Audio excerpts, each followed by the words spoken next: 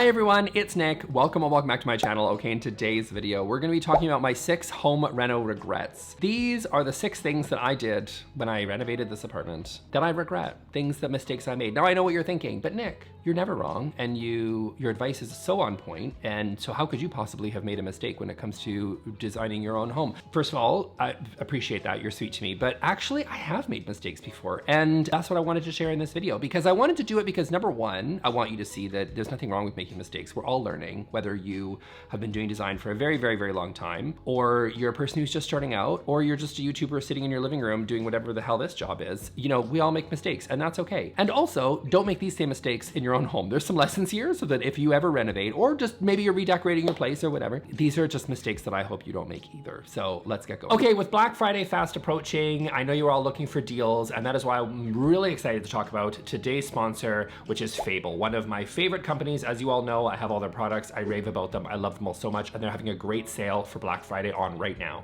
So right now, get up to 30% off site-wide, which includes great deals on ceramics and glassware, and also you get free shipping on all orders. As an avid coffee drinker, I especially love the cappuccino cups and mugs in speckled white. Really beautiful.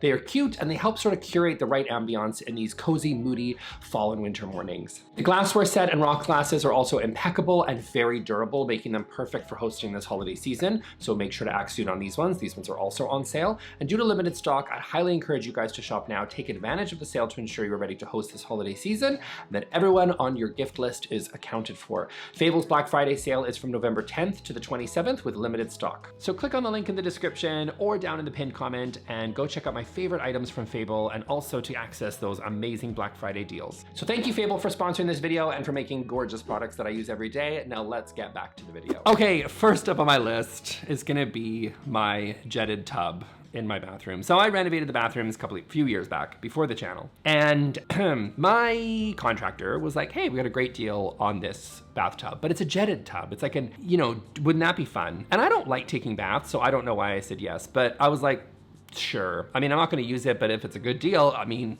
I love a good deal. So it's like, sure, let's do it. Let's go nuts. Let's throw in that tub and let's throw in that jet tub. I've used that thing once and it looked like it felt like it was gonna take off. Oh, well, it felt like I was actually I was so nervous that the people in the apartment above me and the lobby below were gonna complain that there was clearly something that was shaking loose from the building, that I was like, this is not relaxing. This is not enjoyable. This is not a fun situation. So I would say that that was a mistake. I would say that that's a regret. That was something that I wish I had not done. I really should have just gone with a regular tub and not been sort of bought in to the scream of a good deal when it comes to a jetted tub. So what is the lesson here? For me, it's everything that I put in, no matter what the deal, try it out. You know what I mean? Yes, it's wonderful to get a jetted tub that fell off the back of a van and therefore is a screaming good deal. But you know what's really not fun is permanently installing something into your place that you're never going to use, you're not going to enjoy. And actually, honestly, you would have been better off with just kind of a regular tub. That would have probably been something that I would have preferred. That, I think, is the most important lesson here. Try it out, get samples, go into the showroom, see what it's like if you can use it. And if you know what, if you're buying online, that's great too. We love a deal when it comes to online, but you know what? It's gotta have a good return policy, and you gotta actually be clear that you're gonna return it, because for me, I ain't gonna return a tub. So, I think that's kind of the thing. You gotta try it all out. You gotta make sure that the samples, the swatches, the whatever, talk to the people at the showroom, make sure that it's gonna actually work for you. Because if I had gone into a showroom, pressed the button on that jetted tub, seen the jet engine that took off, or about to take off from that tub, I would have been like, pass, I'm out. No matter what the deal, you know what I mean? But the fact that I just went for it, sight unseen, definitely a regret that I still hold on to. Okay, next up on my list, we're sticking to the bathroom. Right above that jetted tub is another regret, which is that the subway tile grout is too dark. Okay, so let's talk about contrast. Let's talk about design and contrast. So generally speaking, contrast, whether it's color, material, shape, size, when you're dealing with contrast, when you're dealing with two pieces that are very different, that tends to draw the eye, right? So especially when you're dealing with something like color. So when you're dealing with a white subway tile, the darker the grout, the more busy the pattern is going to look. Now, I went with a grout that I thought was sort of a mid-tone gray, which my thinking was that it was going to hide dirt easier than really, really light grout, which may have been a little bit true, but also I think what it did is it created a lot of contrast in the room and honestly drew the eye when I already have a very busy tile already in there. I wish I had gone for something lighter. I went with something that was a little bit too dark. I didn't go for like really, really dark, which I'm very glad I didn't do that, but it just is a little touch too dark and therefore really emphasizes the rest of the pattern in the subway. So I think if you're gonna go for something like a busy pattern, if you're gonna go for something like a subway, go with a light grout if you're going with something like a light tile. So that way you're gonna get a lot less contrast and you're gonna get sort of the effect that you're looking for, but it's gonna feel a little bit more subtle than what I went with. I wish I had just gone, you know, when you choose your grout, you have like the little samples and whatever. I wish I had just gone a few shades lighter. I think it would have created a lot less contrast in the space and therefore would have blended a little bit more effortlessly into the rest of the room. So that is definitely a mistake that I have. I think if you go for really, really light, there is some concerns around the grout being a little bit darker, but also remember that dirt naturally is gonna get in there and it's gonna get a little bit darker as the space sort of wears in. So that's also something too to consider is, you know, if you're choosing something light, remember it will probably darken a few shades over time. I wish I had kept that in mind when I chose the grout, because probably the color that I chose was pretty good, except for the fact that it darkened a little bit more after it went in. I wish I'd gone a few shades lighter. Okay, next up on my list, you know, these are oddly specific to my apartment, but maybe they'll help you all, which is my Pax Wardrobe. I put the doors on the Pax Wardrobe. Okay, so I love the Pax Wardrobe. Fun fact, it's one of like the first videos on YouTube that like ever took off was I did a Pax Wardrobe review. If you actually look up the Pax Wardrobe review from IKEA, hey, look, it's me. There's my face. It pops up. Video from like several years ago. I love this system. I think it's great. What I chose to do though was put the doors on the Pax Wardrobe system, and it's fine, but I think what ended up happening by putting the doors on the system is it made the already very dark space even darker, and the corner units in the IKEA wardrobe system are fine, but they're a little bit clunky and you have to open them in such a way in order to be able to access all the drawer units in the Pax Wardrobe. So I think if you have a Pax or you're thinking about putting in a Pax for, you know, kids' room, your room, whatever, any sort of bedroom or an office or closet space, whatever, consider putting the doors on the unit if you have an open Pax sort of in the center of the room. So if you're maybe putting one sort of flush against the wall in a corner and it's maybe about kind of like 3 or 4 Pax units deep, then it might make a lot of sense to cover up the clutter that comes from being like sort of inside that unit. It might make a lot of sense to sort of have the doors on it. But if you're dealing with a corner unit, really go into IKEA and check out those corner units because they're very cumbersome.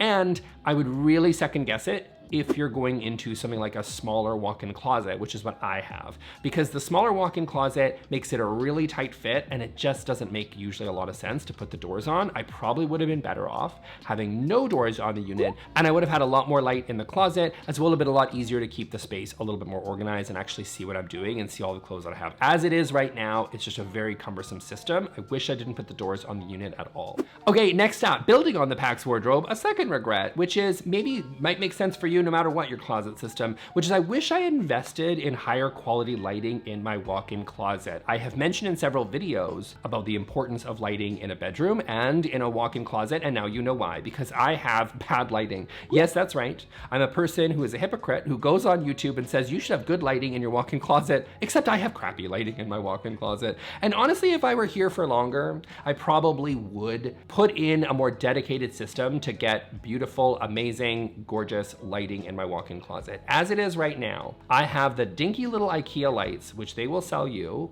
I do not advise that you get them, okay? Listen to me again. I do not advise you get them. Yes, they're on a motion sensor. They are so weak. They're battery operated. Honestly, not very long ago, like 6 weeks ago, I took the time and changed out all of the batteries from those stupid lights, and they're all burnt out again. Like the lights, the battery goes so quickly. These things are so dinky. Honestly, the like motion sensor isn't that great. So you end up kind of like fiddling with them and putting them off and on. They're right at the top of the Pax. It's never gonna give you proper lighting at the rest of your unit. Probably the first 2 shelves are like reasonably well lit. Everything else is absolutely atrocious. I swear I'm fumbling around in the dark. That's why you guys are like, wait, don't you have dog hair in your sweater? Yes, I do. Because you know what? It's just such, I don't even know what clothes I'm wearing anymore because my closet's a hot mess. Because since I've got the doors on the unit and I got no light in that damn closet, it's surprising that I even look vaguely presentable every day on camera, okay? Get quality lighting in your walk-in. Do not make the mistake that I did. Yes, IKEA is a wonderful system. It can be great. The Pax is awesome, but I would consider supplementing the Pax Wardrobe with some lighting things that are much higher quality. They're gonna do a better job, because when I see brand new like custom units from other retailers or from other sort of contractors or whatever, I'm like, oh yeah, my lighting's awful. I really would have fixed that. And I wish I just spent the time and the money back when I set up the Pax Wardrobe and just really invested in some higher quality lighting in that space. I would have been way happier over the last several years, but you know, whatever, here we are. It's kind of a bit too late now, but I would say that's the lesson. Invest in lighting in your closet. Thank me later. Okay, next up on my list is a little bit of a cheat. Hold on, because I didn't actually do this renovation, but I probably should have fixed it. And that is my stove is slightly too big for the unit. I don't know why this guy did this, the previous owner, but I'm taking responsibility because I should have fixed it. The stove comes out too far. And I don't know if someone didn't do their measurements properly, but I would say that he probably picked the stove that he wanted, which is a Gen Air, which is fine. That's a whole other story, but it's fine. It beeps at me unnecessarily. So Gen Air, call me, because why are you beeping at me all the time? Even if there's a few droplets of water and that thing's beeping at me thinking there's a freaking fire or something in the building. Anyway, but it extends way too far out from the cabinets. And it is kind of annoying because if you look at the size of the stove, it's well done, that kitchen. It's well done. I mean, it's not all the choice. Would I have chosen everything? No, I would have made some changes if it was me, but that's true for every place I've ever been in the history of ever. So I would always make different choices than what other people choose because I'm high maintenance, let's be honest. But when I look at that stove, it's just popped out it doesn't fit. It doesn't fit. I would say that all the cabinets are counter depth, but the stove is not. And so it's too big. So clearly someone worked with the counter depth that they had, and then they really picked out their stove and fell in love, and just, it didn't fit. And so they just were like, meh, who's gonna notice? Everyone's gonna notice. I notice.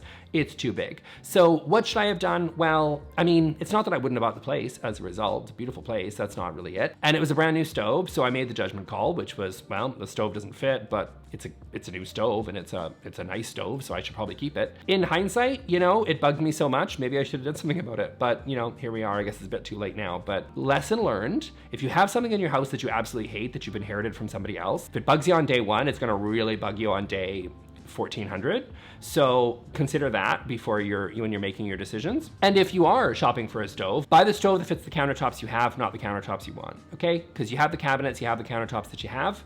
Work with that when it comes to sizing. Don't pretend that no one's gonna notice if it's a little bit too big. Everybody is gonna notice. Okay, next up, in the same vein, we're going back to the kitchen. This is my next regret, which is, again, something that the previous owner did that I sort of put up with. So I was told by, I guess, the realtor that the previous owner hated corner cabinets, which makes sense because everybody hates corner cabinets. They just suck. They're never good. Under cabinets I'm talking about. There's not a whole lot of really good solutions there. They're just all awful. That's just the thing. They're just bad. There's no really good way. There's some little fun, little janky little systems that people got going on. There's like little twirly little lazy Susans that like spin out when you open the drawer. Those can be fine, but largely they all suck, okay? There's no really good way. Humans have not invented and probably never will invent a great solution for the corner cabinet. So what he decided to do is just forget it and just make the cabinets go all the way flush to the wall, which left a giant chasm down below, which is sort of where he was like, what do I do with this? And he replaced it with these little tiny carts. And his cart system, first of all, I love the ingenuity. Love that. The cart system is really annoying, but it's not annoying enough for me to necessarily do anything about it. I think that what would have been a better decision for him to make and me would have been to just seal off the cabinets with the same crappy, not awesome systems that everybody is using when it comes to their corner lower cabinets. And I probably should have just gone in and done that, but I didn't, because I just thought, hey, it's a brand new kitchen, and hey, we just bought this place, and hey, it's really expensive, and let's prioritize the bathrooms, because that's where, you know, probably the greatest need is. And I just never did anything with it. And I think if I were to stay here for a whole lot longer, I probably would just be like, let's just bite the bullet and fix this lower cabinet system. Because as they are right now, I've never been happy with it. I think the thing is that the imperfect systems that people are already using in their lower cabinets are imperfect, but they're better than whatever this stupid janky cart system is. And by the way, you cannot find carts or a pull-out, like you cannot find something that is the exact right measurement that is going to make sense for this very particular sort of chasm down below my cutlery drawer. So there's no solution. There's no solution except literally just like forget what the guy did and like kind of rebuild the lower cabinets, which I didn't want to do. And you can see why I didn't want to do it, because it was kind of a pretty new kitchen and I really didn't feel like diving back into a renovation. So I just sort of put up with it. And again, see my previous point about the stove being too big. Really take a look at the things that bug you on day one, because if they bug you on day one, they're really gonna bug you later. And they still bugs me. I hate those stupid things. I end up just kind of using them for a spot to put wine and sort of some basics, because it's kind of like an open shelving situation. If you're not too careful, those little carts are gonna get super cluttered, and you know how I feel about that. So I end up just putting some wine bottles or something on there just to kind of fill the space. But it's essentially a dead zone in my already fairly small kitchen. Huge regret. I probably should have done something about it 4 years ago, but I didn't, and now here I am. So there you have it. So that's it from me for today, you guys. I hope you really enjoyed this video. This was a fun one. I mean, I'm gonna share here some other mistakes that I personally have made in this video that you can go and check out. I'm not perfect. I know you all expected me to be, but I'm afraid I am not. So I hope you really enjoyed this one, and I will see you all in the next video. Thanks a lot. Bye.